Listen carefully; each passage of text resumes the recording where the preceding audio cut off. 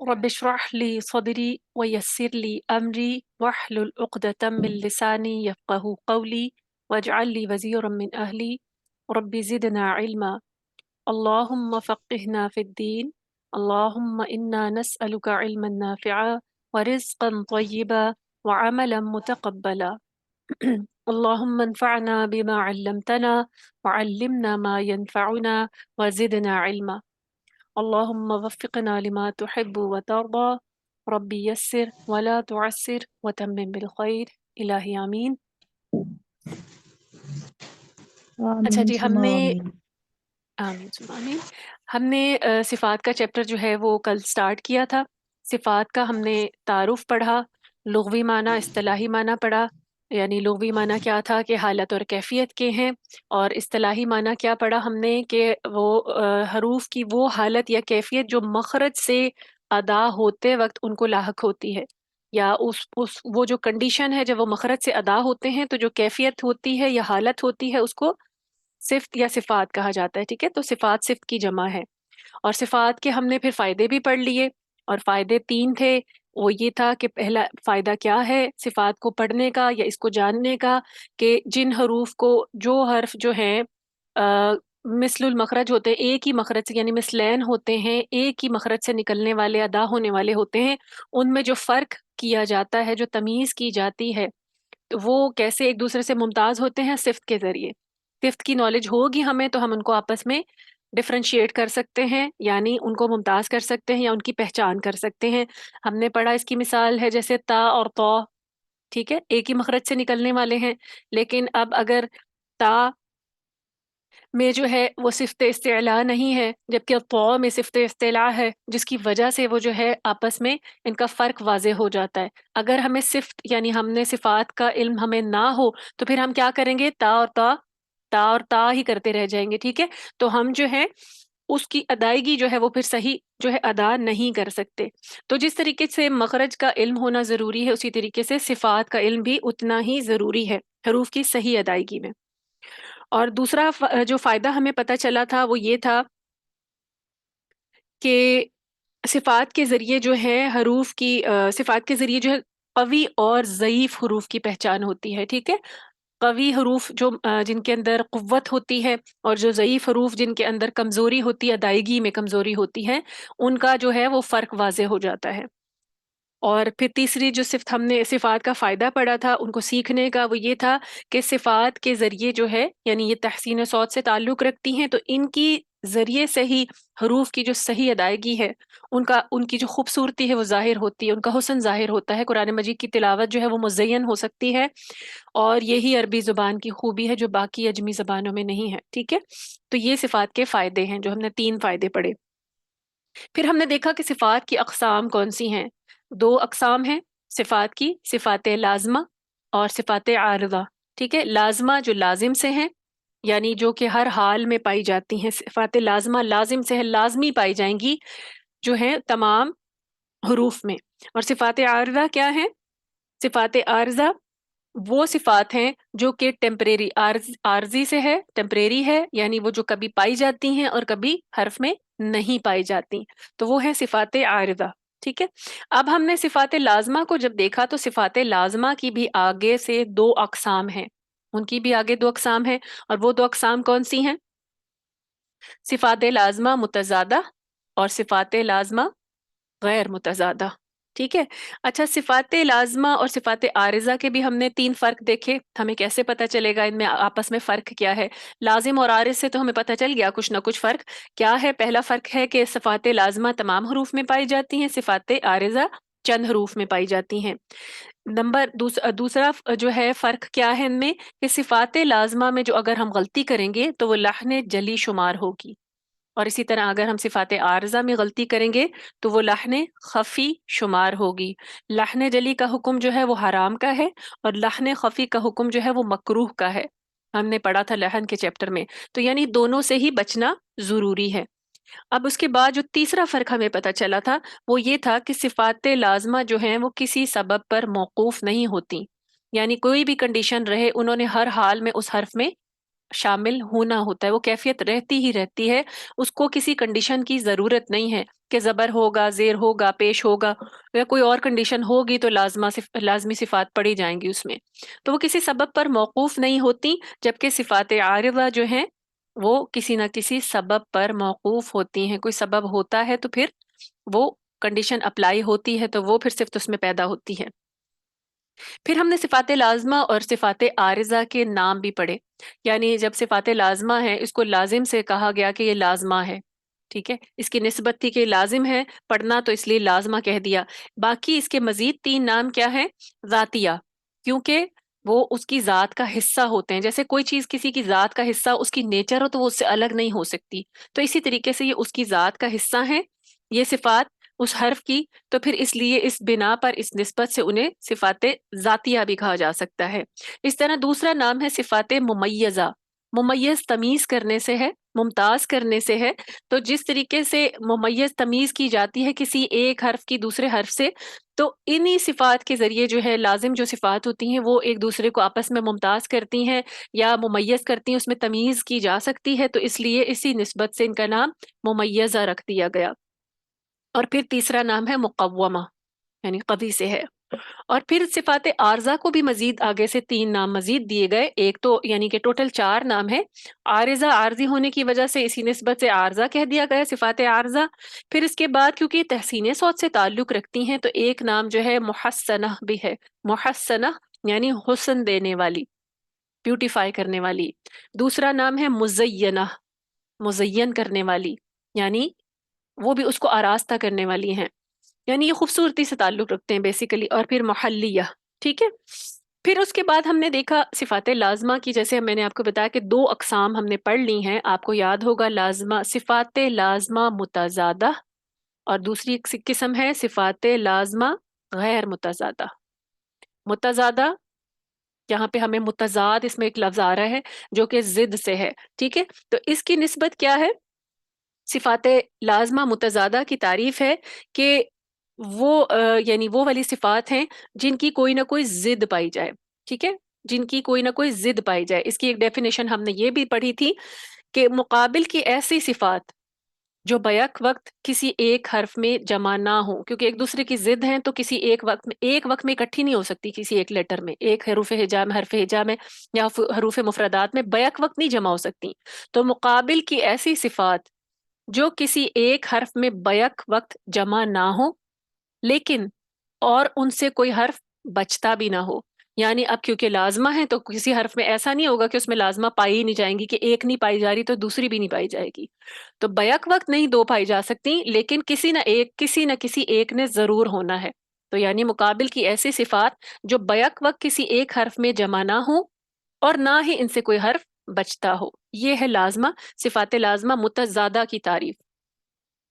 دوسری ہم نے پڑھی اس کی قسم صفات لازمہ غیر متضادہ، غیر سے کیا مراد ہے؟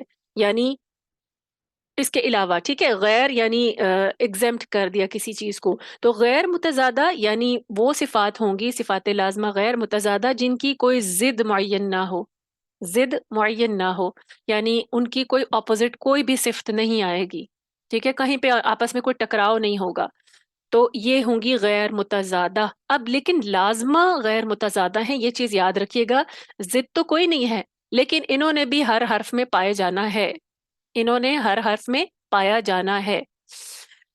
اب ہم نے دیکھا پھر اس کے بعد صفات لازمہ متضادہ کو دیکھا ہم نے، کیونکہ پہلے ہم نے اس کی تعریف پڑھی تھی، تو لازمہ متضادہ جو ہیں صفات لازمہ متضادہ ٹوٹل 10 صفات ہیں، 10 صفات ہیں، جب ایک دوسرے کی ضد میں آئے، ایک دوسرے کی مقابل آئی تو پھر ان کے سیٹ بن گئے، اور 10 کو اگر ہم دو سیٹ میں بنا لیں تو 5 بن جاتے ہیں، ٹھیک ہے، 5 کے دو سیٹ بن گئے، 5 5، تو اس طریقے سے 5 سیٹ بنے صفات کے، ٹوٹل صفات لازمہ متضادہ 10 ہیں اور ان کے 5 سیٹ بنا لیے گئے، اور وہی پھر ہم آپس میں اس طریقے سے پھر تلاش کرتے ہیں حرف کے اندر کہ اگر ایک ہے تو پھر اس کا مطلب ہے اس کی ضد دوسری ہے، وہ نہیں پائی جائے گی، ٹھیک ہے۔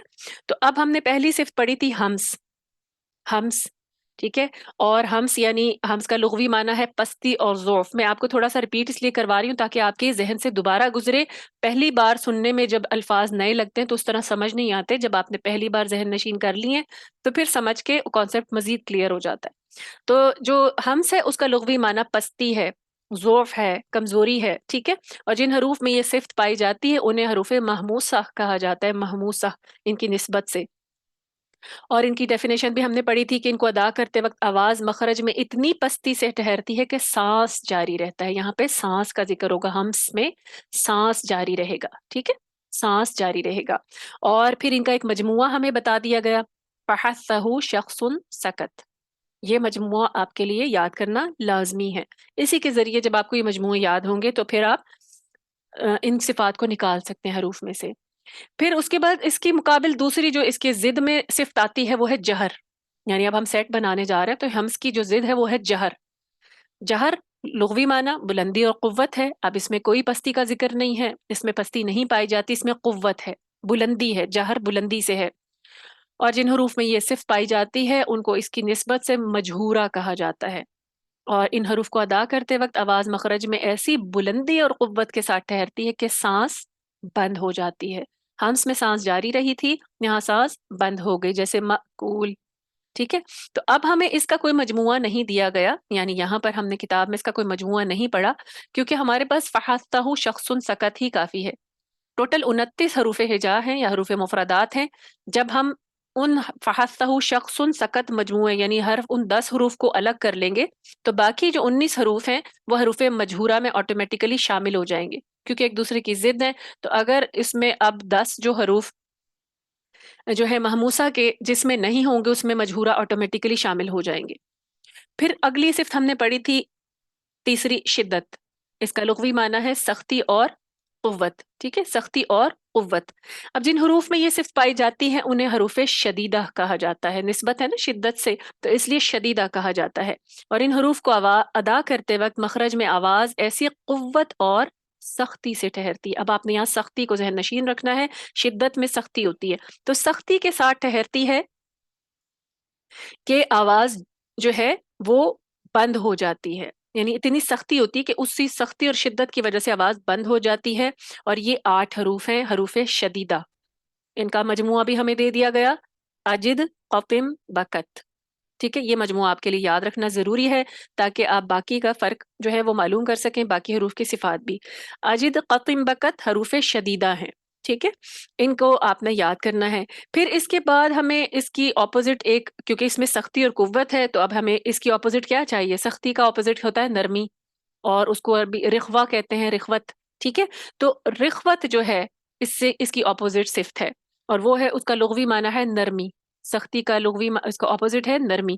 تو رخوت کا لغوی معنی نرمی ہے اور جن حروف میں یہ صفات پائی جائیں گی ان کو اس نرمی کی وجہ سے، اس نسبت کی وجہ سے رخواہ کہیں گے، حروف رخواہ. اور ان حروف کو ادا کرتے وقت آواز مخرج میں اتنی نرمی سے ٹھہرے گی کہ آواز جاری رہے گی. یعنی ٹھہرے گی بھی اور آواز جاری بھی رہے گی، بند نہیں ہوگی. تو اور حروف رخوہ جو ہیں ان کا ہمیں مجموعہ نہیں دیا گیا. ٹھیک ہے، وہ حروف کیسے ہمیں پتہ چلیں گے اس کے لیے ہمیں مزید پڑھنا پڑے گا توسط کو. ٹھیک ہے، یہ ایک درمیانی صفت ہے. یہ ایسی صفت ہے وسط سے، یعنی جس میں درمیانی حالت پائی جائے. وسط کہتے ہیں سینٹر کو. تو اب جو سینٹر ہے وہ درمیان ہے، یعنی یہ جو توسط ہے اس کا لغوی معنی درمیانی حالت ہے. اور یہ صفات جو ہیں جن جن حروف میں پائی جائیں گی انہیں متوسطہ کہا جاتا ہے. متوسطہ یہ شدت اور رخوت کی درمیانی کیفیت ہے. اور ان حروف کو ادا کرتے وقت نہ تو آواز شدیدہ کی طرح سختی سے بند ہوتی ہے اور نہ ہی رخوہ کی طرح نرمی سے جاری رہتی ہے، بلکہ درمیانی حالت میں رہتی ہے. یعنی نہ بالکل بند ہو جاتی ہے آواز اور نہ بالکل چلتی رہتی ہے. اور یہ ہیں 5 حروف متوسطہ. ٹھیک ہے، اور ان کا مجموعہ ہے لن عمر. لن عمر. ٹھیک ہے، اب ہمیں 2 مجموعے ملے ہیں، ایک شدت کا مل گیا اور ایک ہمیں مل گیا توسط کا.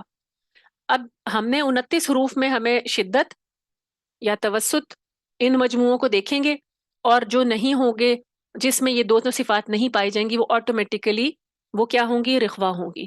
ٹھیک ہے، تو ہمیں اس طریقے سے یہاں پہ صفات نکالنا جو ہے وہ مزید آ جائے گا. شدت کو دیکھیں گے، رخوت کو دیکھیں گے اور اگر وہ دونوں نہیں ہوں گی تو پھر توسط ہوگی. پھر اگلی جو ہے صفت ہے ہمارے پاس استعلاء. استعلاء علو سے ہے، بلندی سے ہے، لغوی معنی ہے بلند ہونا. اور جن حروف میں یہ صفت پائی جائے گی انہیں حروف مستعلیہ کہتے ہیں، اس نسبت سے کہ یہ یعنی کہ علو ہے، ان میں بلندی کا معنی ہے. اور ان حروف کو ادا کرتے وقت زبان کی جو جڑ ہے، زبان کا جو آخری حصہ جو حلق کی طرف ہے، وہ زبان کی جڑ اوپر اٹھتی ہے تالو کی جانب. یہ اس کی صفت ہے. اور اس کی وجہ سے کیا ہوتا ہے، ان حروف میں تفخیم آ جاتی ہے، یہ حروف موٹے پڑے جاتے ہیں، جیسے قل، قاف. ٹھیک ہے. اور یہ 7 حروف ہیں، ان کا مجموعہ ہے خص ضغط قف. ٹھیک ہے. اور یہ مجموعہ جب ہمیں مل گیا تو 29 حروف میں جب ہم یہ 7 حروف تلاش کریں گے استعلاء کے، تو اگر جن حروف میں یہ صفت نہیں پائی جائے گی، یعنی یہ 7 حروف جو ہے یہ صفت نہیں پائی جائے گی، یہ 7 حروف، تو پھر اس میں کیا ہوگا، استعلاء نہیں ہے تو باقی میں پھر اس کی ضد والی صفت ہوگی. اور اس کی ضد والی صفت کیا ہے، وہ ہے استفال. استفال. ٹھیک ہے. استفال کا لغوی معنی ہے نیچے رہنا. اور جن حروف میں یہ صفت پائی جائے گی ان کو مستفلہ کہا جاتا ہے. مستفلہ، حروف مستفلہ ہوں گے. اور ان حروف کو ان کا ضد کیا تھی، وہاں پر آواز جو زبان کی جڑ تھی وہ بلند ہو رہی تھی، جبکہ مستفلہ میں، حروف مستفلہ میں زبان کی جڑ جو ہے وہ اوپر بلند نہیں ہوتی، وہ نیچے ہی رہتی ہے، جس کی وجہ سے حروف جو ہیں وہ باریک ہو جاتے ہیں. وہاں ضد تھی کہ حروف موٹے ہوتے تھے، یہاں ضد ہے کہ حروف باریک ہوتے ہیں. اور حروف مستعلیہ کے علاوہ جو ہیں جتنے بھی حروف ہیں وہ مستفلہ ہوں گے. ٹھیک ہے. باقی مستفلہ ہوں گے، 22 حروف ہوں گے. پھر ہم نے صفت اطباق دیکھی. اطباق طبق سے ہے. ٹھیک ہے. اور اس کا لغوی معنی ہے ڈھانپنا، کور کرنا. جن حروف میں یہ صفت پائی جائے گی ان کو مطبقہ کہا جائے گا. مطبقہ. ٹھیک ہے. یعنی ڈھانپنے والے. اور اب اس میں کیا دیکھا تھا ہم نے کہ ان حروف کو ادا کرتے وقت زبان کا درمیان اوپر کے تالو کو ڈھانپ لیتا ہے. مستعلیہ میں ہم نے زبان کی جڑ کو پڑھا تھا، اور یہاں پہ مطبقہ میں، اطباق میں کیا ہم نے پڑھنا ہے کہ زبان کا جو سینٹر ہے، وسط ہے، درمیانی حصہ ہے، اس نے تالو کو ڈھانپ لینا ہے. ڈھانپنے سے مراد یہ نہیں ہوگی کہ یہ تالو کے ساتھ بالکل چپک جائے گا، لیکن وقتی طور پہ یہ اس کے سامنے اس طرح اس کو آ کے کور کرے گا، اور پیچھے سے زبان اٹھی ہوگی کہ حروف جو ہیں اس میں مزید تفخیم پیدا ہو جائے گی، زیادہ موٹے پڑے جائیں گے. ٹھیک ہے. اب اس میں اس کا جو مجموعہ جو ہمیں دیا گیا ہے وہ ہے صوت وض. صوت وض. اب یہ جو حروف ہیں یہ حروف مستعلیہ میں بھی ہیں. تو اب ہمیں کیا پتہ چلا کہ حروف مستعلیہ میں جو یعنی استعلاء کی صفت ہے، صوت وض میں جو ہے وہ اطباق کی صفت بھی ہے. تو پھر یہ جو 4 حروف ہیں ان 7 میں سے یہ زیادہ موٹے پڑے جائیں گے، اور مستعلیہ کے باقی 3 حروف جو ہیں وہ کم موٹے پڑے جائیں گے. لیکن ایسا نہیں ہے کہ وہ ان میں تفخیم نہیں ہوگی لیکن کم درجے کی تفخیم ہوگی. اب ہمیں اطباق کی ضد بھی چاہیے. اطباق کی ضد کیا ہے؟ انفتاح. ٹھیک ہے. اگلی صفت ہے انفتاح. اس کا لغوی معنی ہے کھلا رہنا، یعنی فتح سے ہے کھلا رہنا، جدا رہنا، الگ رہنا. پہلے والا تھا کور کرنا یعنی ڈھانپنا، اور یہاں پہ ہے کھلا رہنا. یہ اپوزٹ ہو گئی باتیں. اور جن حروف میں یہ صفت پائی جائے گی ان کو منفتحہ کہا جاتا ہے. اور ان حروف کو ادا کرتے وقت زبان کا جو درمیانی حصہ ہے، وسط ہے، وہ تالو کو ڈھانپتا نہیں ہے. ٹھیک ہے. یہ اس کا اپوزٹ ہے، یعنی وہ تالو سے جدا رہتا ہے، کھلا رہتا ہے، جس کی وجہ سے کیا ہوتا ہے کہ یہ حروف موٹے نہیں پڑے جاتے. اور یہ ہے مطبقہ. اب وہ جو 4 حروف جن کا مجموعہ ہمیں دیا گیا تھا اطباق میں، صوت وض. ٹھیک ہے. 29 میں سے 4 ہم نے مائنس کر دیے تو باقی 25 حروف بچتے ہیں جو کہ منفتحہ ہے. منفتحہ. ٹھیک ہے. اس کے بعد ہمیں اگلی صفت ملی ہے اطلاق. ٹھیک ہے. اگلی صفت ہے اذلاق. اذلاق کا معنی ہے پھسلنا. جیسے ہم نے مزلقہ میں پڑھا تھا نا، تو حروف طرفیہ زلقیہ میں پڑھا تھا. تو اذلاق جو ہے ان کا لغوی معنی ہے پھسلنا. جن حروف میں یہ صفت پائی جائے گی ان کو مزلقہ کہا جائے گا. مزلقہ. پھسلنا، سلپ ہونا. اب ان کو پھسلنا کیوں کہا گیا؟ جیسے میں نے آپ کو پہلے بتایا تھا کہ اس میں کیا ہے کہ حروف جو ہیں یہ منہ کے اگلے حصے سے ادا ہونے والے ہوتے ہیں. مزلقہ جو حروف ہوتے ہیں نا، یہ مخرج ان کے آگے آگے ہوتے ہیں، اگلے حصے سے. تو اس کی وجہ سے یہ ہونٹوں اور کناروں سے کیونکہ تعلق رکھتے ہیں تو وہاں سے بڑے آرام سے، سہولت سے ادا ہو جاتے ہیں. تو پھسلنے سے مراد یہ نہیں ہے کہ سلپ ہو کے باہر آ جاتے ہیں. پھسلنے سے مراد یہ ہے کہ یہ سہولت سے، آرام سے، آسانی سے ادا ہو جاتے ہیں. اور یہ حروف جو ہیں یہ 6 ہیں. حروف مزلقہ 6 ہیں. ان کا مجموعہ ہمیں دے دیا گیا ہے فر من لبن. فر من لبن. ٹھیک ہے. 6 فارا میم نون لام با. فر من لبن مجموعہ بنا دیا گیا جو کہ ہمیں یاد رکھنا ضروری ہے تاکہ ہم صفات جو ہیں وہ آرام سے نکال سکیں۔ اب ہمیں اس کی ایک ضد چاہیے۔ پھسلنا کی ضد کیا ہوتی ہے؟ مضبوطی یعنی رکنا، ٹھیک ہے؟ اگر کوئی چیز پھسلتی ہے، ایک چیز رک جاتی ہے، اس کے اپوزٹ ہوگی۔ تو یہ صفت پائی جاتی ہے صفت یعنی اسمات میں۔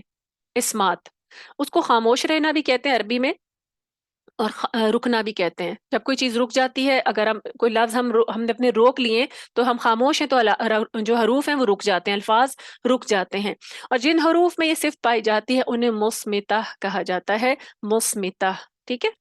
اب یہ حروف اپنے مخرج سے اتنی مضبوطی اور جماؤ کے ساتھ ادا ہوتے ہیں۔ اب ایسا نہیں کہ رک جاتے ہیں، ادا ہی نہیں ہوتے، مضبوطی ہے، جماؤ ہے، اصل میں جماؤ ہے، ٹھیک ہے؟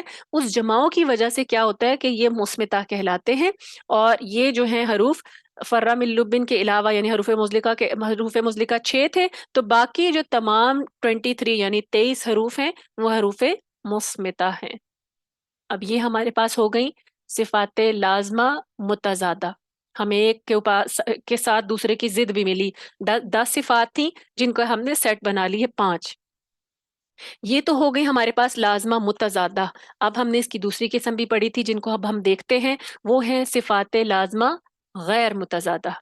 ہم نے کیا پڑھا ان کا؟ کہ ان کی کوئی ضد نہیں ہوتی، ان کی کوئی مقابل کی صفات نہیں ہوتی، لیکن یہ صفات لازمی ہوتی ہیں ہر حرف میں۔ اور وہ کون سے حروف ہیں وہ بھی ہم دیکھیں گے کہ کس حرف میں یہ لازمی پائی جائے گی لیکن اس کی کوئی ضد نہیں ہوگی، ٹھیک ہے؟ لازمی پائی جائے گی لیکن اس کی کوئی ضد نہیں ہوگی۔ اور یہ 8 صفات ہیں، ٹھیک ہے؟ ٹوٹل 8 صفات ہیں، صفات لازمہ غیر متضادہ۔ اب یہ 8 ہے تو یہ 16 نہیں بنے گی، کیونکہ ان کی کوئی ضد ہی نہیں ہے، صرف 8 ہیں تو 8 ہی رہیں گی۔ پہلی صفت ہم دیکھیں گے، پہلی صفت ہے صفت صفیر، ٹھیک ہے؟ اس سے واقف ہیں آپ الحمدللہ۔ صفت صفیر صاد سے ہے، سین سے نہیں ہے، صفیر۔ اس کا لغوی معنی ہے سیٹی کی طرح تیز آواز، ٹھیک ہے؟ صفیر کہتے ہیں عربی میں چڑیا جیسی تیز آواز۔ چڑیا جب بولتی ہے تو ایسے وسلنگ سی ہوتی ہے نا، تو اس کی نسبت سے انہوں نے اس کو صفیر کا نام دیا ہے۔ تو سیٹی کی طرح تیز آواز۔ اب ایسا نہیں ہے کہ ان حروف کو ادا کرتے وقت سیٹیاں بجتی ہیں، لیکن ایک ایسی ساؤنڈ پیدا ہوتی ہے جس کو سیٹی کے مثل کہا جاتا ہے، مثل سیٹی، ٹھیک ہے؟ مثل سیٹی، سیٹی نہیں بجتی ان حروف کو ادا کرتے وقت۔ اور یہ لازمہ غیر متضادہ صفت ہے، صفت صفیر۔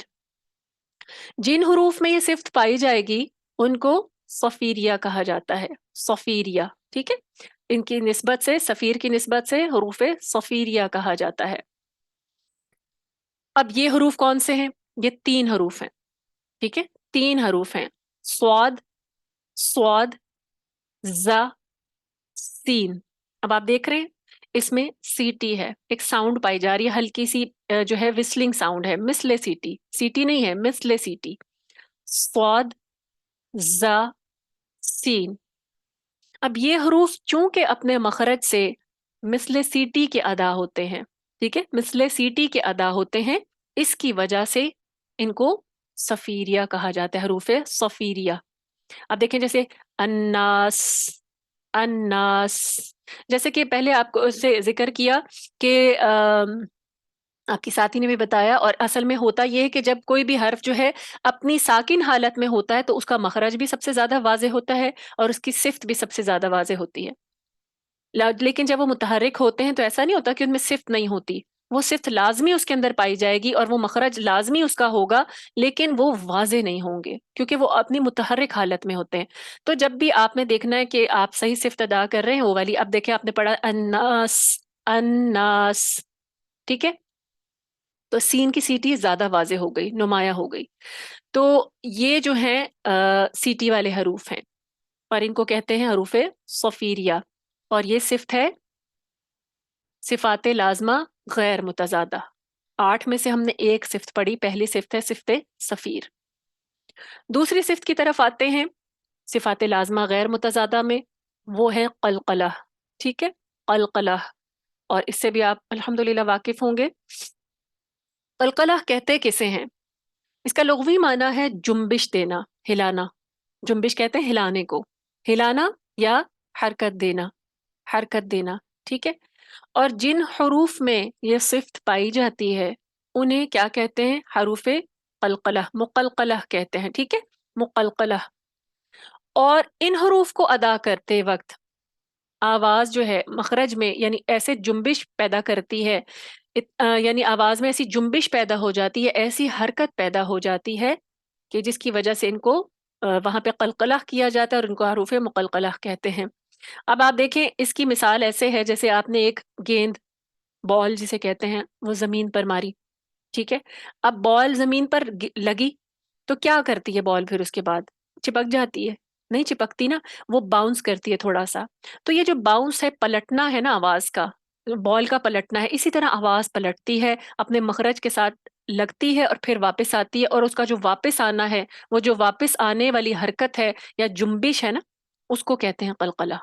جیسے قد، قد، اب اگر آواز کو وہیں روک لوں، قد، آواز بند ہو جائے گی، صفت قلقلہ پیدا نہیں ہوئی، جو کہ اس کی لازمہ غیر متضادہ صفت ہے۔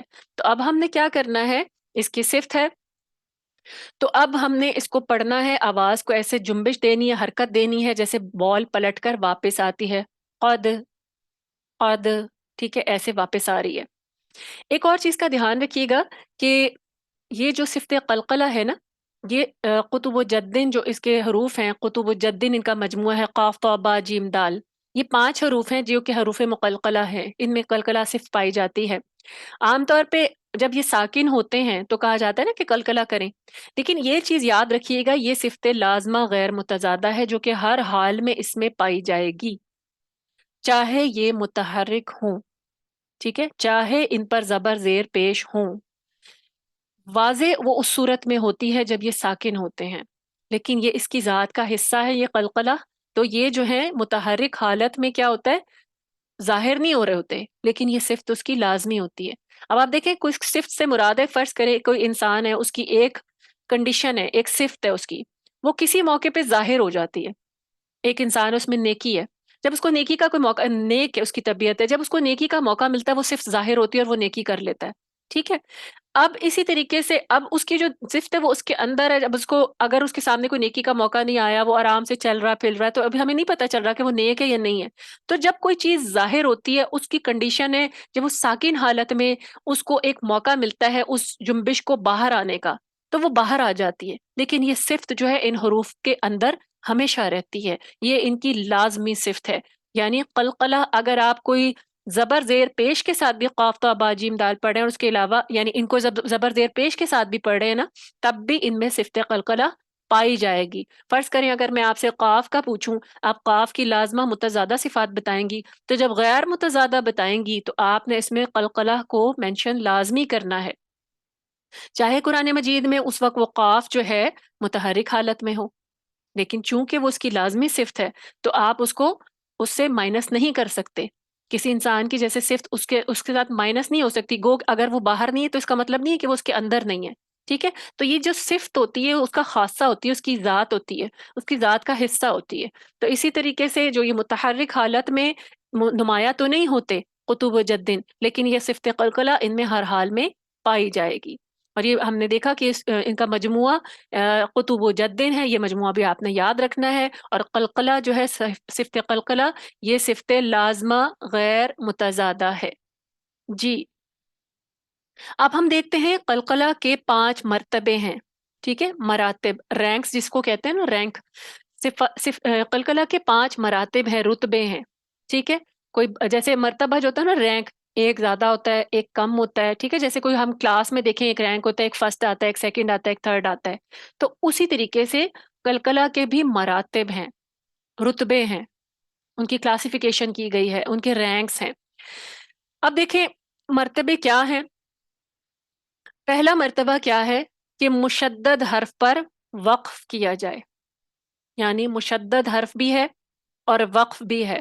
مرتبہ کیوں اس کو زیادہ مل گیا، پہلا مرتبہ کیوں مل گیا؟ کیونکہ قاف کی جو صفت قلقلہ ہے وہ نا ظاہر ہو جائے گی، کیونکہ مشدد حرف ہے، اس کی مضبوطی ہے، اس میں 2 حرف کے برابر جو ہے وہ وقت لگتا ہے، یعنی قاف اگر مشدد ہے تو پھر اس میں 2 قاف شامل ہیں، ایک ساکن ایک متحرک۔ تو اب جب ہم اس کو مکمل ساکن کر دیں گے تو 2 قاف ساکن ہمیں مل جائیں گے، اور آواز جو ہے اس میں جو ہے مضبوطی ہوگی، تو قلقلہ جو ہے اس کو پہلا درجہ مل جائے گا۔ مشدد حرف پر وقف کیا جائے، جیسے بالحق، بالحق، کو، ٹھیک ہے. اب یہ مضبوطی ہے اور زیادہ مضبوطی ہے. اب آواز نے اس مضبوطی یعنی شدت کے ساتھ جو ہے قلقلے نے پلٹنا ہے، تو یہ پہلا مرتبہ ہے. قلقلے کا جو دوسرا مرتبہ ہے وہ ہے ساکن حرف پر وقف کیا جائے. پہلے سے ساکن ہے اور اس پر وقف کیا جائے. اب جیسے آپ کے پاس ہے سامنے مثال ہے السجود، السجود. اب میں نے اس پہ شدت نہیں لائی کیونکہ یہ مشدد نہیں ہے، لیکن اس کو دوسرا مرتبہ مل گیا، زیادہ ظاہر ہو گیا. زیادہ بھی ظاہر ہوگا اینی ہاؤ، لیکن اس کو دوسرا مرتبہ مل گیا. ٹھیک ہے. تیسرا مرتبہ کیا ہے؟ ساکن حرف پر وقف نہ کیا جائے. اگر وقف نہیں کریں گے لیکن ساکن ہے تو کلکلا ہوگا، کلکلا نمایاں ہوگا. صفت تو ہر حال میں رہے گی چاہے یہ متحرک ہوتا، لیکن کلکلا نمایاں ہوگا. کیسے؟ ہمارے سامنے لفظ ہے فَوَسَطْنَ،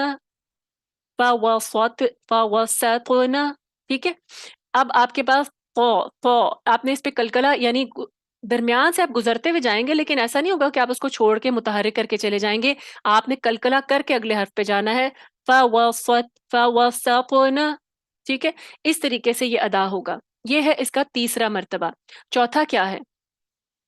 مشدد حرف پر وقف نہ کیا جائے. ٹھیک. مشدد حرف پر وقف نہ کیا جائے. من ربک، من ربک. ٹھیک ہے. اب کیا ہے؟ مشدد ہے. اب مشدد میں جیسے میں نے آپ کو بتایا ایک ساکن اور ایک متحرک حرف ہوتا ہے. ٹھیک ہے. تو اب اس میں ایک ساکن ہے. اب میں رب بی کا نہیں کروں گی. ٹھیک ہے. رب بی کا یہ چوتھا درجہ ہے، یعنی نمایاں کلکلا ہو رہا ہے لیکن نمایاں نہیں ہو رہا. یہ اس کا چوتھا درجہ ہے. مشدد حرف پر وقف نہ کیا جائے. من ربک. ٹھیک ہے. اور جو اگلا درجہ ہے وہ کیا ہے؟ متحرک حرف. اب اس میں کوئی ساکن نہیں ہے قطب جدم میں. اب آپ کو پلٹا پلٹا کے آواز نہیں لانی پڑے گی، لیکن وہ کیونکہ اس کی صفت ہے تو کلکلا جو ہے اس کی صفت میں شامل رہے گا. اب میں پڑھ رہی ہوں قال، اب آواز میری نہیں جنبش نہیں ہو رہی، لیکن وہ اس کی حرکت میں ہی اتنی زیادہ یعنی اتنی مائنیوٹ اس کی جنبش ہوتی ہے کہ وہ حرکت کے ساتھ ہی جو ہے ادا ہو جاتی ہے اور پتہ بھی نہیں چلتا. یعنی حرکت ظاہر ہو رہی ہوتی ہے لیکن جنبش ظاہر نہیں ہو رہی ہوتی. قال، قال. ٹھیک ہے. تو یہ اس کا اگلا درجہ ہے متحرک حرف، یعنی ہر حال میں یہ اس کی صفت رہے گی. اگر یہ ساکن ہو تو نمایاں ہو جائے گی، متحرک ہو تو یہ صفت اس کے اندر رہے گی. نمایاں کیوں نہیں ہوتی؟ کیونکہ حرکت نمایاں ہو جاتی ہے. تو یہ ہمارے پاس ہے صفت قلقلہ، لازمہ غیر متضادہ. اس کی کوئی ضد نہیں ہے، یعنی ایسا نہیں ہوگا کسی حرف میں قلقلہ ہے تو کسی حرف میں نہیں ہوگا. ایسا نہیں ہے. جن حروف میں ہونا ہے ان میں قلقلہ ہر حال میں ہوگا، لازمی ہوگا. اگلی ہمارے پاس ہے صفت لین. لین. ٹھیک ہے. لین کہتے ہیں نرمی کو، لغوی معنی ہے نرمی، نرم ہونا، آسان ہونا. جیسے قرآن مجید میں نبی صلی اللہ علیہ وسلم کے لیے لفظ استعمال ہوا ہے نا، لنتا لہم. ٹھیک ہے. آپ ان کے لیے نرم ہو گئے، لنتا نرم سے ہے. تو یہ لین ہے نرمی. اور نرم ہونا، آسان ہونا یہ لغوی معنی ہے. اور جن حروف میں یہ صفت پائی جاتی ہے ان کو لینیا کہا جاتا ہے. لینیا.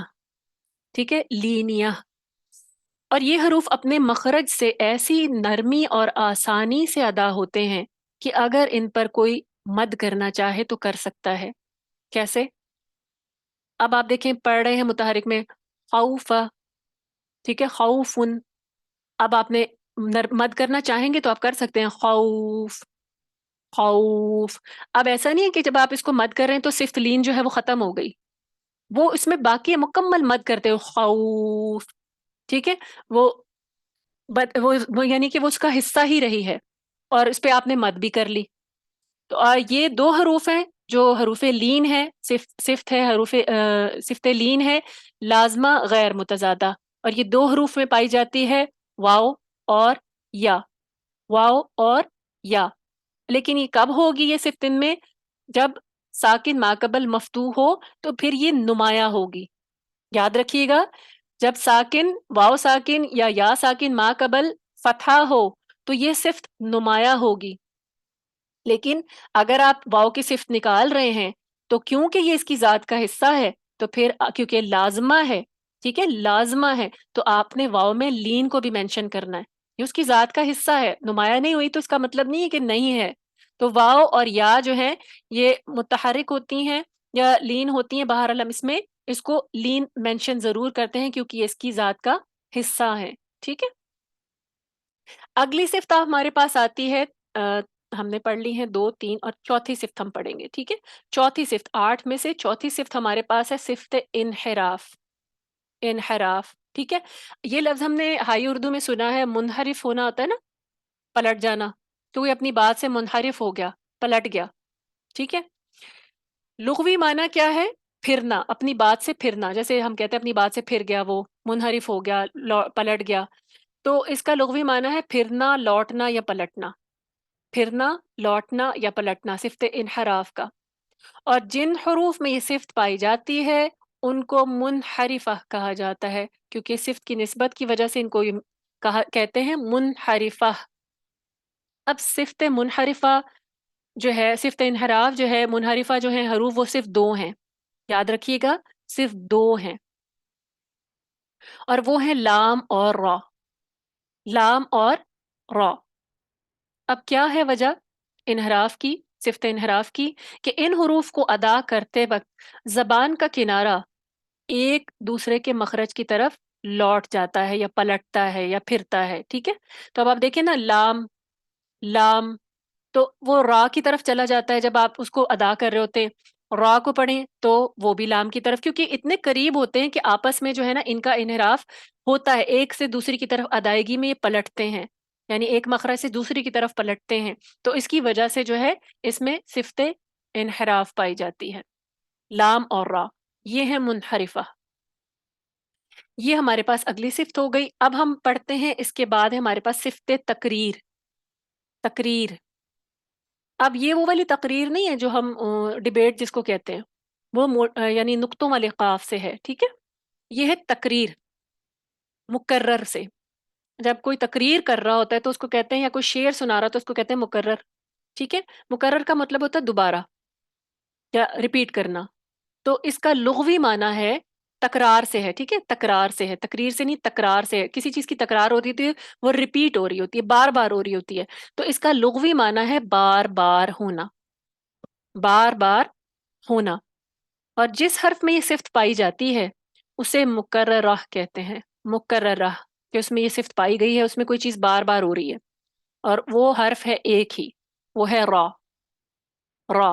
را میں صفت تقریر پائی جائے گی اور کسی میں نہیں پائی جائے گی. اب وہ کیسے؟ وہ اس لیے اس طرح ہوتی ہے کہ جب اس کو ادا کرتے ہیں، را کو ادا کرتے ہیں، تو آواز میں ہلکی سی کپ کپی پائی جاتی ہے. وہ جو کپ کپی ہے نا، لرزہ، وہ ایک اس طریقے سے ریپیٹ ہوتا ہے ایک دم سے کہ وہ اس کی وجہ سے تکرار محسوس ہوتی ہے. ٹھیک ہے. جیسے الرحمن، اب الرحمن نہیں کہہ رہے، الرحمن. ٹھیک ہے. اب اگر را مشدد نہیں بھی ہے تب بھی اس میں صفت تقریر ہوگی، ہر حال میں پائی جائے گی. یعنی اس کو ادا کرتے وقت، یعنی ادائیگی ہی ایسی ہوتی ہے کہ اس میں وہ ہلکی سی کپ کپی، ہلکا سا لرزہ آ جاتا ہے جس سے تکرار محسوس ہوتی ہے. یہ اس کی صفت ہے، لازمہ غیر متضادہ، یعنی لازم ہے. اب یہ تکرار ہے، جو ریپیٹیشن ہے یا بار بار ہونا ہے، اس کی 2 کیفیتیں ہیں، اس کی 2 اقسام ہیں. نمبر 1 ہے حقیقی تکرار، اور دوسری ہے مشابہ تکرار. مشابہ تکرار. ٹھیک ہے. حقیقی کو دیکھیے گا حقیقت سے ہے، اور دوسری ہے مشابہ، یعنی کہ جو ملتی جلتی ہو. ایک ہے اصل اور ایک ہے مشابہ. اب یہ 2 طرح کی ہیں، حقیقی اور مشابہ. اب حقیقی تکرار سے ہمیں بچنا چاہیے اور مشابہ تکرار کو اختیار کرنا چاہیے. یہ چیز آپ نے یاد رکھنی ہے. حقیقی تکرار سے بچنا چاہیے. حقیقی تکرار سے کیا مراد ہے؟ دیکھیں، حقیقی تکرار یعنی آپ واقعی تکرار کر رہے ہیں، آپ نے واقعی اس میں تکرار شروع کر دی. ایک صفت تقریر ہے، یعنی اس کپ کپی کو انہوں نے مشابہ کر دیا تکرار سے. وہ جو ہلکی سی کپ کپی، ہلکا سا لرزہ تھا، تو انہوں نے اس کو کر دیا، تو ہم کہیں گے علی العرشی، علی العرضی. ٹھیک ہے. یہ والا الرحمن. اب اگر میں حقیقی تکرار لاتی ہوں، یعنی میں تکرار کو شامل ہی کر لیتی ہوں، واقعی میں تکرار کرنا شروع کر دیتی ہوں، حقیقت میں اس میں تکرار لے آتی ہوں، راہ میں تو میں کیسے کروں گی؟ الرحمن، ار ار، یہ والی آواز نکلے گی، جو کہ واقعی میں نے حقیقت میں ایک تکرار شروع کر دی اس میں. تو ہمیں کیا کرنا ہے؟ حقیقی تکرار سے بچنا ہے، یعنی اس میں تکرار نہیں شروع کر دینی اور آ میں کہ ار ار ار کی آواز جو ہے وہ زیادہ ہو، پرومیننٹ ہو، یعنی ہم نے اس میں ایڈ کر دی ہے، تکرار شروع ہی کر دی ہے۔ ہم نے صرف مشابہ تکرار کو اختیار کرنا ہے، یعنی تکرار کے مشابہ ایک چیز اس میں پائی جاتی ہے، وہ جو جس کو کپ کپی کہتے ہیں، لرزہ کہتے ہیں، وہ تکرار سے مشابہ ہے، وہ اصل میں تکرار نہیں ہے، لیکن اس کی وجہ سے جو ہے اس کو اس جو مشابہ تکرار ہے نا، جو ہلکی سی کپ کپی ہے، لرزہ سا ہے، اس کو انہوں نے ایک نام دینے کے لیے تقریر کہہ دیا۔ تکرار ہوتی نہیں ہے اس میں، یہ اس سے مشابہ ہوتی ہے، تو اس لیے مشابہ تکرار کو اختیار کرنا چاہیے۔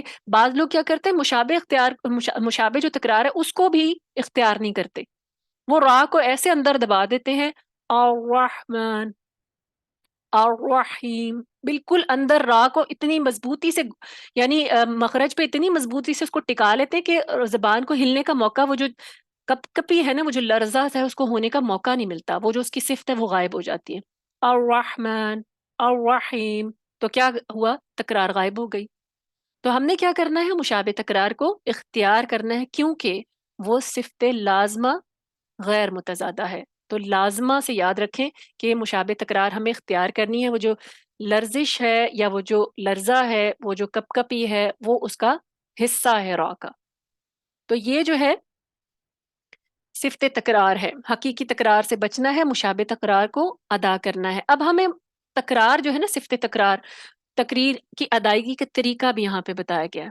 وہ طریقہ کیا ہے کہ را کی ادائیگی کے وقت پشت زبان کو، اب پشت زبان سے مراد ہم کیا لیتے ہیں کہ شاید زبان کی جو بیک سائڈ ہے، نہیں، زبان کا جو یہ سامنے والا حصہ جو ہے نا، اس کو ہی پشت زبان کہا گیا، جو مسوڑوں کی طرف ہے۔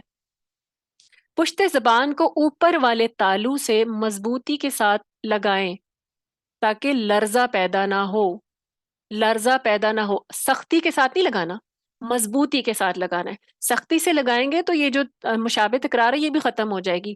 مضبوطی سے لگانا ہے تاکہ لرزہ پیدا نہ ہو اگرچہ را مشدد ہو۔ اچھا، یہ انہوں نے اس کے اپوزٹ ہی لکھ دیا ہے، اس کو مکمل جو ہے اس کو عبارت کو پڑھتے ہیں کہ اوپر سے تالو سے مضبوطی کے ساتھ لگائیں تاکہ لرزہ نہ پیدا ہو اگرچہ را مشدد ہی کیوں نہ ہو، کیونکہ لرزہ کپ کپی پیدا ہونے سے حقیقی تکرار لازم آئے گی، جو کہ صحیح نہیں ہے۔ ٹھیک ہے، اب یہ لرزہ جو ہے، جو اس کی صفت ہے، اس حد تک یعنی مشابہ ہونا اتنا تو ظاہر ضرور ہو جائے، لیکن لرزہ یعنی بالکل ہی زیادہ جو ہے نا، اس کی آواز جو کپ کپی کی طرح، وہ بہت زیادہ جو ہے وہ سنائی نہ دے، جیسا کہ میں نے ابھی آپ کو کر کے بتایا کہ الرحمن الرحیم۔ ٹھیک ہے، را مشدد ہے، اس میں دو را شامل ہے، لیکن دو را کو ادا کرتے وقت بھی حقیقی تکرار نہیں کرنی۔ تو کیا کرنا ہے؟ مضبوطی سے لگانا ہے پشت زبان کو تالو کے ساتھ، سختی سے نہیں، مضبوطی سے لگانا ہے، یعنی اس کی صفت تقریر کو ختم نہیں کرنا، مشابہ تکرار اختیار کرنی ہے۔ تو یہ ہے صفت تقریر، لازمہ غیر متضادہ، اس کی کوئی ضد نہیں ہے۔ اب ہم آتے ہیں اگلی صفت کی طرف، وہ ہے تفشی۔ تفشی، ٹھیک ہے، تفشی کیا کہتے ہیں؟ اس کا لغوی معنی ہے پھیلنا۔ ٹھیک ہے، یہاں پھلنا لکھا ہوا ہے، آپ اس کو صحیح کر لیجیے گا، پھیلنا۔ اور جس حرف میں یہ صفت پائی جاتی ہے اس کو متفشی کہا جاتا ہے، متفشی۔ ٹھیک ہے، اور یہ صفت جو ہے یہ صرف ایک ہی حرف میں پائی جاتی ہے اور وہ ہے شین۔ شین، متفشی، شین ہے بس۔ ٹھیک ہے، اور وجہ کیا ہے؟ اس کو کیوں کہتے ہیں؟ کیونکہ اس کو ادا کرتے وقت آواز مخرج میں پھیل جاتی ہے، مکمل پھیل جاتی ہے۔ اب دیکھیں جیسے قریش، آواز پھیل گئی، قریش۔ تو یہ جو پھیلنا ہے اس کی وجہ سے اس کو ایک نام دیا گیا ہے، اور وہ ہے تفشی، یعنی متفشی کہا جاتا ہے شین کو، اور یہ صرف شین میں پائی جائے گی اور کسی میں حرف میں نہیں پائی جائے گی۔ اب دیکھیں جب ہم مخرج سے ادا کرتے ہیں تو جیم شین یا نکلتے ہیں نا، تو یا میں اور جیم میں آواز اتنی نہیں پھیلتی، ٹھیک ہے، آواز نہیں پھیلتی، شین میں پھیل جاتی ہے، اس کی وجہ سے اس کو یہ نام دیا گیا ہے، تفشی صفت اس میں شامل ہو جاتی ہے۔ اب ہم اگلی صفت کی طرف آتے ہیں، اگلی صفت ہے لازمہ غیر متضادہ کی، وہ ہے استقالت۔ استقالت، ٹھیک ہے، آپ نے جو ہے وہ لفظ پڑھا ہے، اس کا لغوی معنی پہلے دیکھیں، لغوی معنی ہے لمبا کرنا یا دراز کرنا۔ طویل پڑھا ہے نا آپ نے، طویل پڑھتے ہیں ہم اردو میں، بولتے ہیں طویل ہے، بہت طویل ہے۔ ٹھیک ہے، تو یہ وہیں سے ہے. استطالت، اس کا لغوی معنی ہے لمبا کرنا یا دراز کرنا، لمبا کر دینا.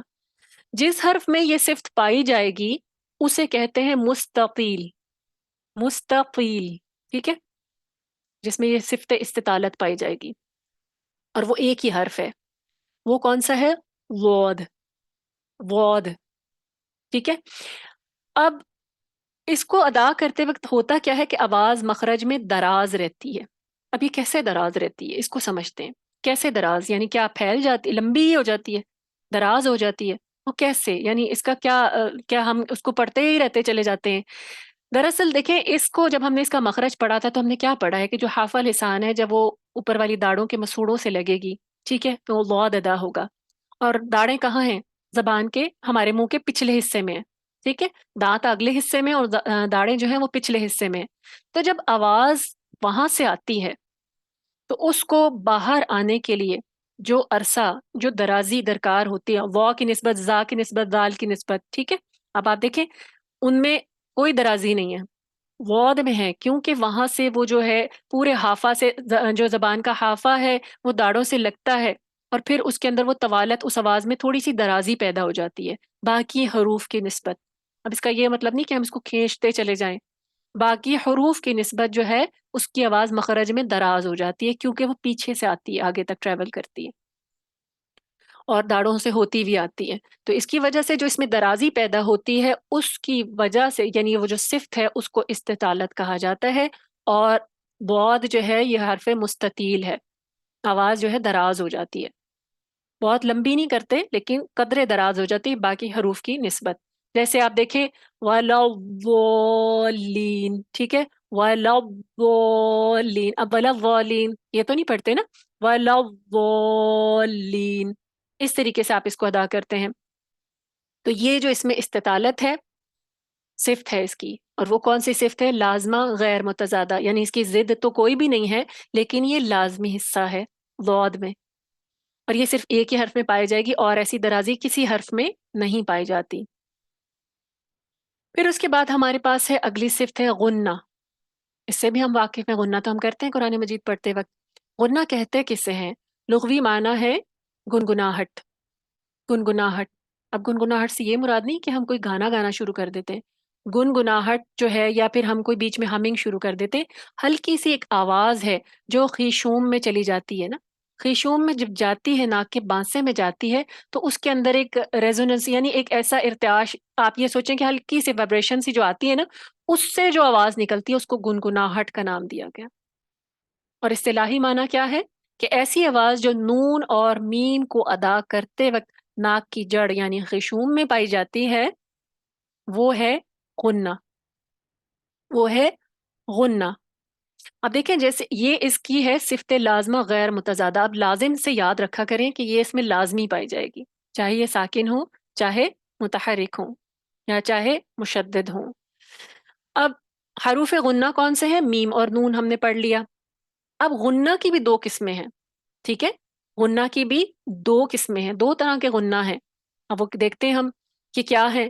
ایک ہے غنہ اصلی اور ایک ہے غنہ فرعی، ٹھیک ہے.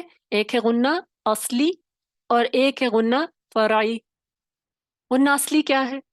غنہ اصلی کو غنہ آنی یا غنہ ذاتی بھی کہتے ہیں، ٹھیک ہے. اس کے اور بھی مزید نام ہے، یاد رکھیے گا. غنہ اصلی کے اگر کوئی آپ سے پوچھے غنہ آنی کیا ہے، غنہ ذاتی کیا ہے، تو آپ پریشان نہ ہو جائیں کہ ہمیں صرف غنہ اصلی کا پتہ ہے. تو غنہ اصلی جو ہے اس کو غنہ آنی اور غنہ ذاتی بھی کہا جاتا ہے، ذات سے. یہ غنہ کہاں پایا جاتا ہے؟ یہ کب ہوتا ہے؟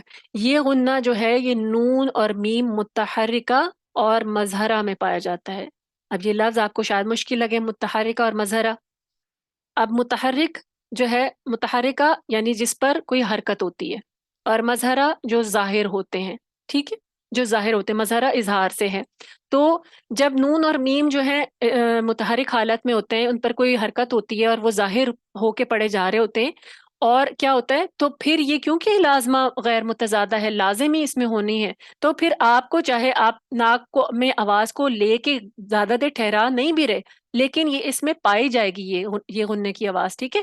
اور یہ بغیر قصد کے جو ہے غنہ اصلی، غنہ آنی یا غنہ ذاتی جو ہے بغیر ارادے یا بغیر قصد کے کیا جاتا ہے، ٹھیک ہے.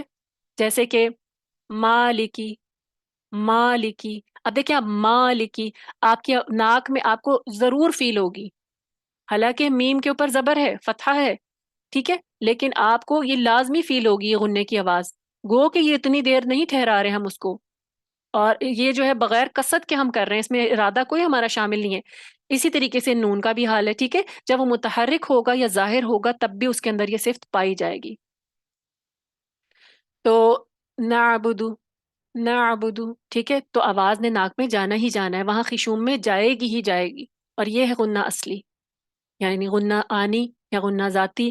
یہ بغیر قصد یا ارادے کے کیا جاتا ہے، اور یہ نون اور میم متحرکہ اور مظہرہ میں پایا جاتا ہے. یعنی جب یہ اپنی حرکت کی حالت میں ہوتے ہیں یا ظاہر حالت میں ہوتے ہیں تب بھی یہ ان کے اندر لازمی یہ صفت پائی جائے گی. اور لازمی غنہ کی کیفیت کیا ہے کہ ناک میں آواز جائے گی جائے گی، چاہے آپ وہاں زیادہ دیر نہیں بھی ٹھہرا رہے.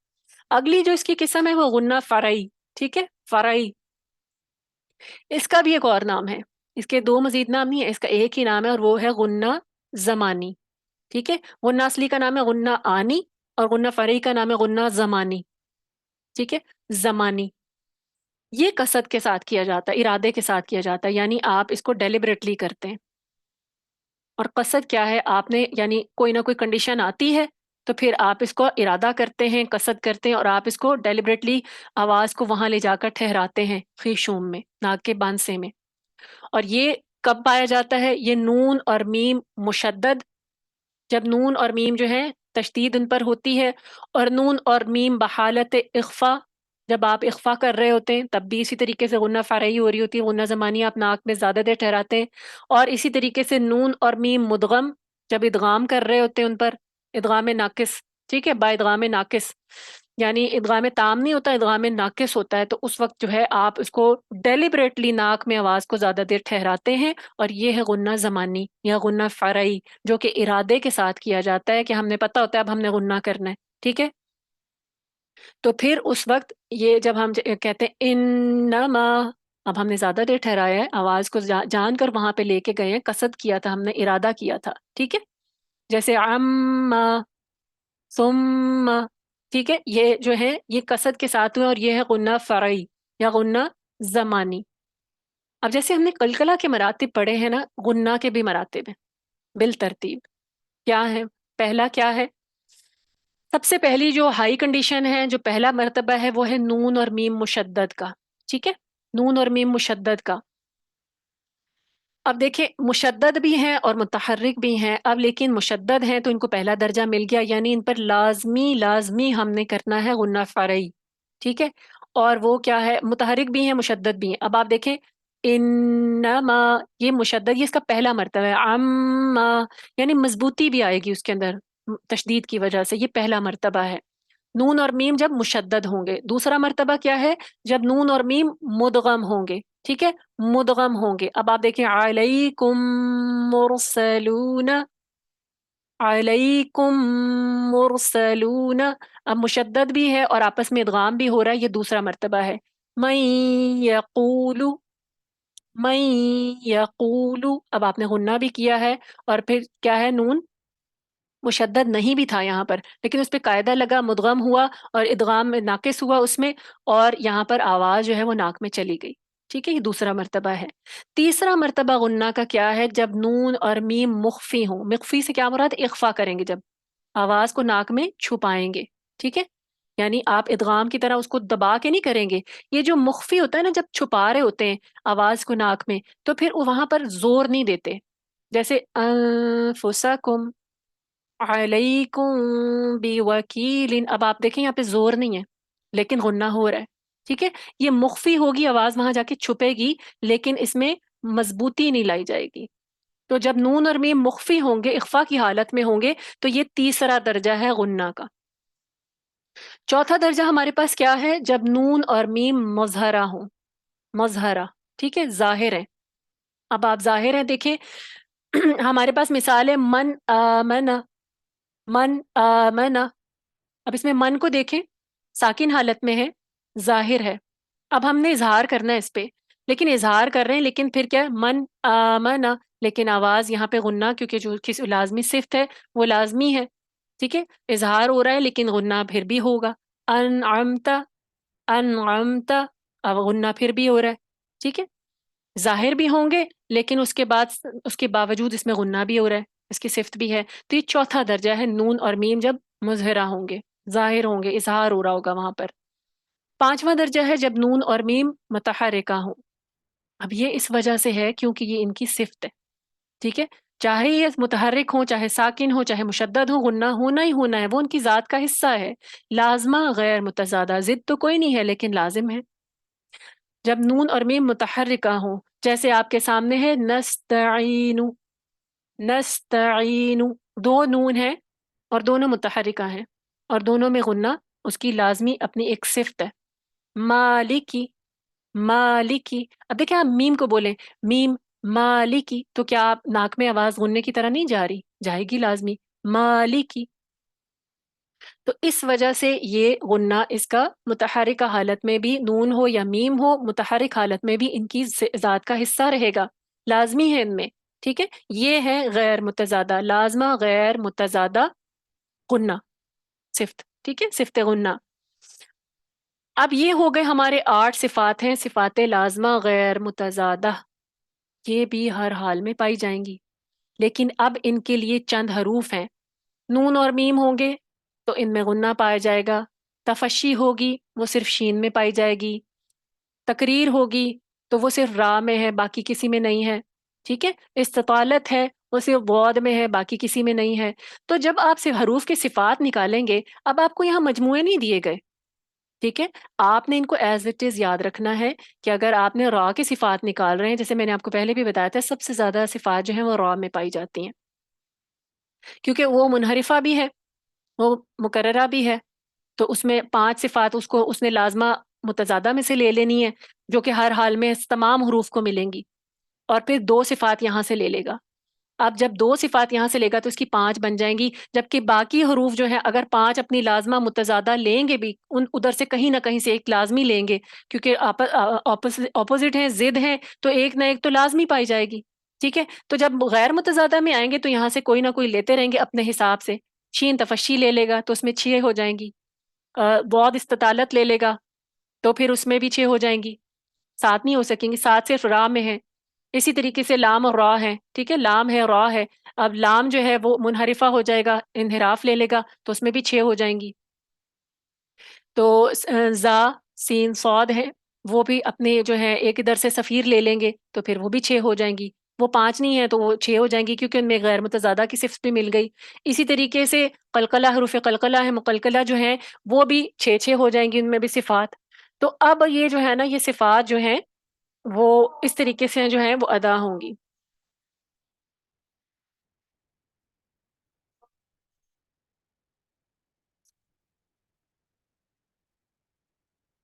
جی، اب ہمارے سامنے حروف کی صفات نکالنے کا طریقہ، ٹھیک ہے، حروف کی صفات نکالنے کا طریقہ، اب ہم دیکھیں گے صفات نکالتے کیسے، ویسے میں نے آپ کو اس کی تھوڑی سی پریکٹس کرائی تھی، انشاءاللہ اب ہم باقاعدہ پریکٹس کریں گے، چیپٹر اس لیے مکمل کیا ہے کہ اب جو ہے صفات نکالنا سیکھنی ہے، ٹھیک ہے، اور یہاں پہ ابھی ہمیں تھوڑا سا طریقہ بھی بتایا جا رہا ہے کہ حروف کی صفات نکالنے کا طریقہ کیا ہے، کہ کسی حرف کی صفات معلوم کرنی ہو تو سب سے پہلے صفت ہمس میں دیکھنا شروع کریں گے، ہم نے 10 جو تھی وہ صفات دیکھی تھی نا، 5 کے سیٹ بنائے تھے، تو پہلے ہم صفت ہمس میں دیکھیں گے، فرض کریں میں نے سین کی نکالنی ہے تو میں پہلے ہمس میں دیکھوں گی، ہمس میں مل گئی تو جہر کی طرف جاؤں گی ہی نہیں کیونکہ مجھے ہمس میں پہلے میں ہی مل گئی ہے، اگر ہمس میں کے مجموعے میں نہیں ملے گی تو پھر میں کہوں گی اچھا پھر اس کا مطلب ہے جہر میں لازمی ہوگی، کیونکہ اگر ہمس میں نہیں ہونا تو جہر میں تو لازمی ہونا، اس سے حرف کوئی بچے گا نہیں، یہ مقابل کی صفات ہیں۔ پھر اسی طریقے سے اگلے جو ہے مجموعہ اس میں جاؤں گی، شدت میں دیکھوں گی، رخوت میں دیکھوں گی، توسط میں دیکھوں گی، جس میں مل جائے گی پھر باقی 2 کی طرف جاؤں گی ہی نہیں، ٹھیک ہے، اگر پہلے میں مل جائے نہیں ملے گی تو دوسرے کو دیکھوں گی، دوسرے میں نہیں ملے گی تو تیسرے کو دیکھوں گی، پہلے شدت میں دیکھوں گی، نہ ملی تو رخوت میں آؤں گی، اجد قطم بقت میں مجھے سین نہیں مل رہا، ٹھیک ہے، تو پھر میں کیا کروں گی؟ میرے پاس رقوہ کا جو ہے وہ مجموعہ تو ہے ہی نہیں، میں پھر کیا ہے توسط کا مجموعہ دیکھوں گی. میں دیکھوں گی لن عمر، وہاں پہ بھی نہیں ہے سین، تو اس کا مطلب ہے کہ وہ رقوہ میں ہے. پھر میں آٹومیٹیکلی کہہ دوں گی اس میں رقوہ بھی ہے. پھر اس کے بعد میں استعلاء میں جاؤں گی. ٹھیک ہے، مستعلیہ میں دیکھوں گی خصہ زختین کی میں سین ہے، نہیں ہے بھائی. تو اس کا مطلب ہے اس کے اپوزٹ میں لازمی ہوگا، کیونکہ ایک نہ ایک جگہ تو ہونا ہی ہونا، یہاں نہیں ملے گا تو وہاں ملے گا.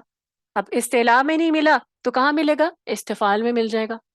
اب اسی طریقے سے میں کہوں گی چلو یہ سیٹ مکمل ہو گیا، اب میں اگلے سیٹ کی طرف چلتی ہوں. تو میں کہاں جاؤں گی؟ اطباق میں جاؤں گی. اطباق کا مجموعہ ہمیں ملا صوت ضاد. میں دیکھوں گی سین یہاں ہے، نہیں ہے ان چار حروف میں. تو اس کا مطلب ہے یہاں نہیں ملا تو پھر کہاں ہوگا؟ انفتاح میں ہوگا لازمی. آٹومیٹیکلی وہ وہاں چلا گیا. تو پھر اس کے بعد ہم نے جانا ہے اذلاق اور اسمات کو دیکھنا ہے. میں اذلاق کو دیکھوں گی، کیا ہے؟ فرم اللبن، نہیں ہے بھئی یہاں پر. تو پھر میں کہوں گی اچھا اس کا مطلب یہ اسمات میں ہے. تو ہمیں نکل گئی صفات، کتنے آرام سے نکال لی. ٹھیک ہے، پھر اب ہم جب متضادہ سے فارغ ہو جائیں گے تو ہم غیر متضادہ کی طرف آ جائیں گے. پہلی صفت میں لکھوں گی سفیر. یہاں تو سین ہے، سین ہے، ضاد سین سا ہے نا، سواد ہے، زا ہے اور سین ہے، تو اس کا مطلب ہے مجھے سین تو مل گیا. صرف تو پھر میں یہاں پر اب مجھے سیٹ نہیں ڈھونڈنے، مجھے حروف ڈھونڈنے ہیں. اب پھر میں نے دیکھا کہ اچھا صفت سفیر میں، پھر میں آؤں گی کس کی طرف آؤں گی؟ قلقلہ کی طرف آؤں گی. قطب جدین کا مجموعہ، یہاں پہ مجھے ایک مجموعہ ملا ہے تو میں دیکھوں گی نہیں نہیں یہاں پر نہیں ہے. ٹھیک ہے، اس صفت کو بھی چھوڑ دیں، اگلے پہ آ جائیں. تقریر میں آئیں، نہیں ملا، وہ تو صرف راہ میں ہے. تفشی میں آئیں، نہیں ملا، وہ صرف شین میں ہے. انحراف کو دیکھیں اور لام اور را ہے، وہاں پر بھی نہیں ہے. استطالت کو دیکھیں، وہاں پر بھی نہیں ہے. تو پھر میں کیا کہوں گی؟ غنہ کو دیکھیں، سین میں غنہ ہے، نہیں یہاں پر بھی نہیں ہے. تو پھر میں کہوں گی اچھا اس کا مطلب ہے بس اس میں یہی صفات ہیں. کتنی ہیں؟ 6. ایک مجھے سفیر میں سے مل گئی تھی، 5 مجھے وہاں سے مل گئی. اس طریقے سے جو ہے وہ ہم صفات نکالیں گے. ہر حرف میں کم از کم 5 اور زیادہ سے زیادہ جو ہے وہ، آپ کا ٹائم اوپر ہو گیا، زیادہ سے زیادہ 7 صفات پائی جائیں گی. ٹھیک ہے، زیادہ سے زیادہ 7، کم از کم 5 تو لازمی ہونی ہے. آپ نے 5 اگر پوری نہیں کی نا تو اس کا مطلب ہے ابھی آپ کو صحیح صفات نہیں نکالنا آیا. ہر حرف میں 5 لازمی ہونی چاہیے، اور زیادہ سے زیادہ 7 ہوں گی. اور 7 میں آپ کے لیے ایک اور آسانی کہ وہ صرف را میں ہوگی. ٹھیک ہے، تو اگر آپ کو را ملے تو آپ نے آٹومیٹکلی 7 نکالنی ہے، باقی میں یا تو 5 ہوں گی یا 6 ہوں گی، یا 5 ہوں گی یا 6 ہوں گی. ٹھیک ہے، یہ ہے طریقہ صفات کو نکالنے کا. اب آپ کو جو ہے آپ نے کیا کرنا ہے، مجموعے جو ہیں اپنے گھر میں نوٹ بک پہ لکھنے. آپ کا ہوم ورک ہے، ویکینڈ سٹارٹ ہو گیا، اور آپ نے جو ہے صرف مجموعوں کی مدد سے، بک کی مدد سے نہیں دیکھنا، صرف مجموعوں کی مدد سے اپنے نام کے حروف کی صفات نکالنی ہے. اپنے نام کے حروف کی صفات نکالنی ہے. فرض کریں سما حیدر. ٹھیک ہے، سما دیکھیں گی کہ جتنے سما میں حروف ہیں ان کی نکالیں گی، حیدر میں جتنے حروف ہیں ان کی نکالیں گی. ٹھیک ہے، اپنے مکمل نام کی نکالنی ہے. اسی طریقے سے نکال لیں گے، کسی کو مشکل تو نہیں ہوگی. مجموعے آپ سامنے رکھیں گے. ٹھیک ہے، اس میں آپ کے لیے سب سے پہلے آسانی یہ ہوگی کہ مجموعے آپ سامنے رکھیں گے، اور پھر اس طرح آپ باری باری مجموعوں کو لکھ لیں آپ ایک جگہ پر، سارے مجموعوں کو دیکھ کے بک سے. اس کے بعد آپ اپنے حروف جو ہیں وہ نام کے وہ لکھیں گے، اور پھر ساتھ اس کی وہاں سے مجموعوں میں سے دیکھتے جائیں گے، اور پھر صفات نکالتے چلے جائیں گے. کر لیں گے ہوم ورک جی انشاءاللہ. انشاءاللہ. اور آپ دیکھیں جب آپ اس سے ان کو کر کے،